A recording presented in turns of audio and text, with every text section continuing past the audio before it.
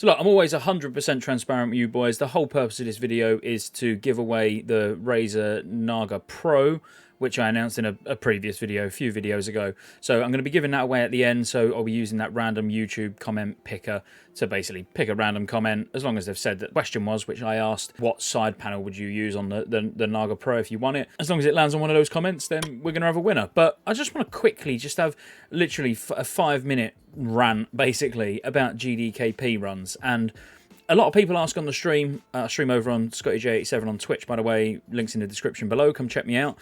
A lot of people ask me, like, do I think it's going to be a thing? And I think it's here to stay. And now some people like GDKP runs, some people don't.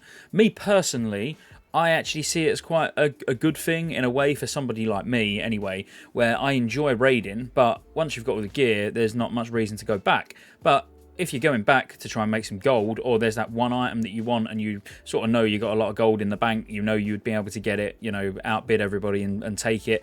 You know, I quite like it, and I do like it for alts, to be fair. It's a really nice way if you're a good farmer and you make a lot of gold. You know, it's a good way to be able to gear your alts up, I think, anyway. The thing is with it, there's not, so let's think about it. Just let's start with Karazhan. We'll start with phase 1, because past that, obviously, we're not interested in at the moment. But in phase 1, Gruul, Magtheridon, and Karazhan. So Gruul, let's start there. Actually, that'll be more interesting.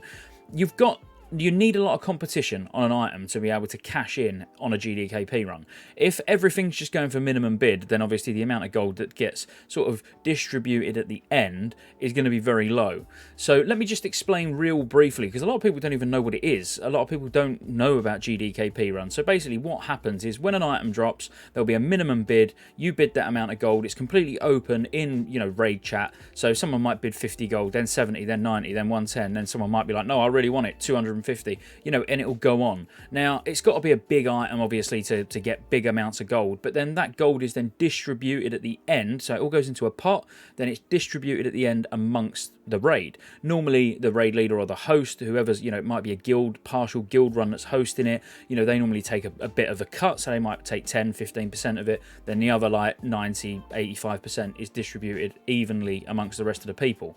So if you're not after that much gear, but you're happy to go in and carry people who do need gear, you can get some decent gold if you get some luck. 70, 90, 90, 110, 130, 200. Oh. Going for 200. Oh. That's the best way I can explain it really briefly for those who don't know what it is. So now, you need big competition, and the reason GDKP works really well in Classic is because there's 40 people. You know, so an item drops, you've got up to 40 people who could be competing for it. Of course, you're not going to have 40 people competing for one item, but you've got a bigger pool of players, so 5, 6, 7 people might want that item, so they can drive the price up. Now, when we go down from 40 man to 25 man and then even further down to 10, obviously the amount of competition on these items is lower, so the chances of big bidding wars is quite slim, but it will happen on certain items, and I just want to talk briefly about what those items will be. So for me, Gruul, a GDKP run, you're either going to make practically no gold or you're going to make lots of gold, and it'll all depend on one drop, and that'll be DST.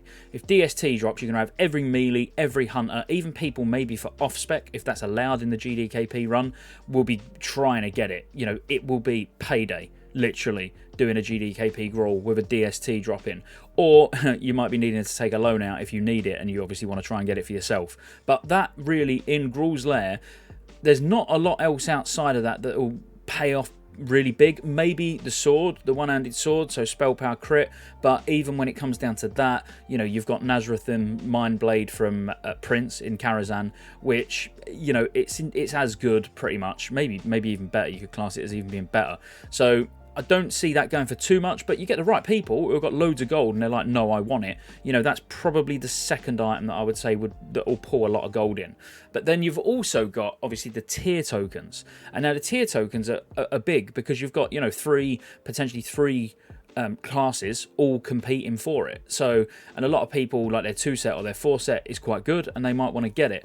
There are going to be classes that you don't see trying to get them, you know, and that's mainly going to be the sort of cloth wearers who are wearing all their like tailoring gear and stuff like that. But you're still going to have like warriors, shamans, druids, you know, there's lots of classes that still want to get their tier 4. So those will always probably hold a good amount of value. So I think Grawl, even with no DST, should, for how quick it will be as well, you know, just 2 bosses, it'll probably net a decent chunk of gold, to be fair. And like I said at the start, I do believe GDKP runs are here to stay. Magtheridon, I don't think there's an item really from Magtheridon, again, other than tier tokens, that's going to be massive. I think Magtheridon's head will always go for quite a lot, so that gives a ring as a reward. I'll put those rings on screen so you can see what I'm talking about. So I can see the head going for a decent amount, and obviously because it's a guaranteed drop, it's going to be guaranteed gold early on. But obviously the more runs of this that people do, you know, the lower the value the head will be sort of long term. But really, Magtheridon, I don't see massive amounts of gold potential, if I'm honest, not compared to Grawl. And then Karazhan. So this is the one where I sort of kick back and say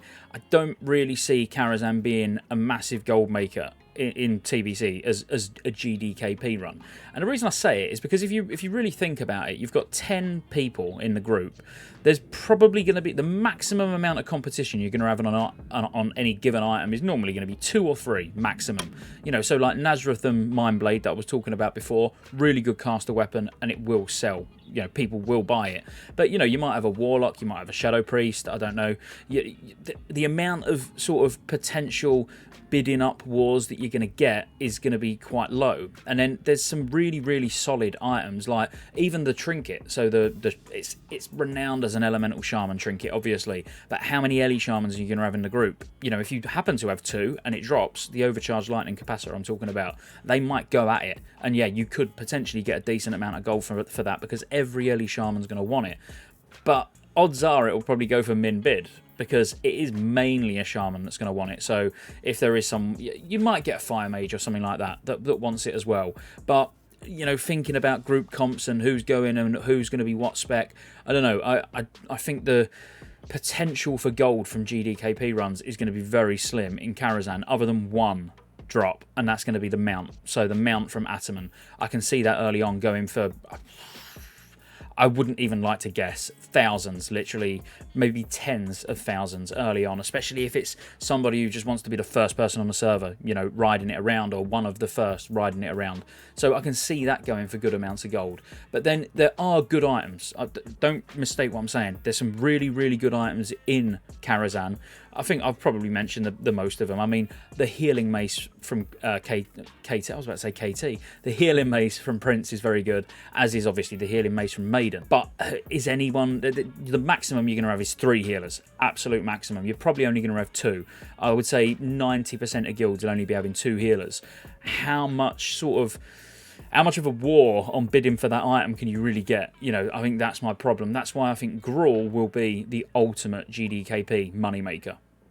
Just my opinion. So now I've had a little GDKP rant and spoke about what my thoughts on, you know, how you're going to make money in it, what ones are going to be the ones to really go for. Let's do the giveaway.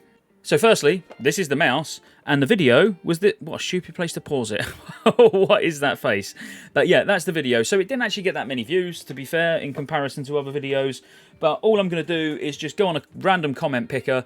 I'm going to import all the comments, only individual comments, so it will filter out if you commented twice.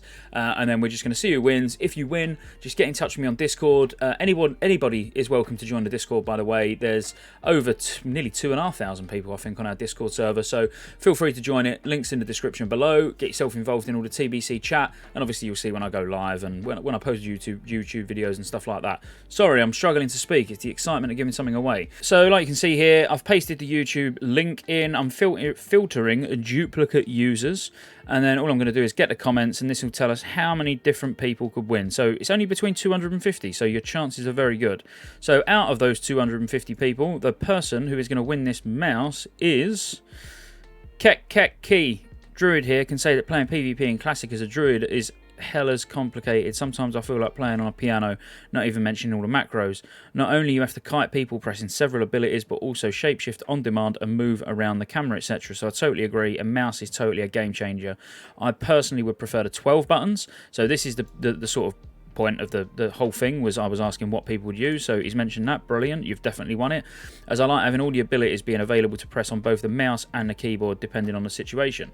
So all you got to do is Kiki, or Keki, or whatever you want me to call you, get in touch with me on Discord. I'll do a cross-verification process just to make sure you are who you say you are on Discord, so any trolls, just save your time. You're not going to get it. And congratulations, mate. I will then get it shipped out to you ASAP. So until the next video, guys, I will catch you later.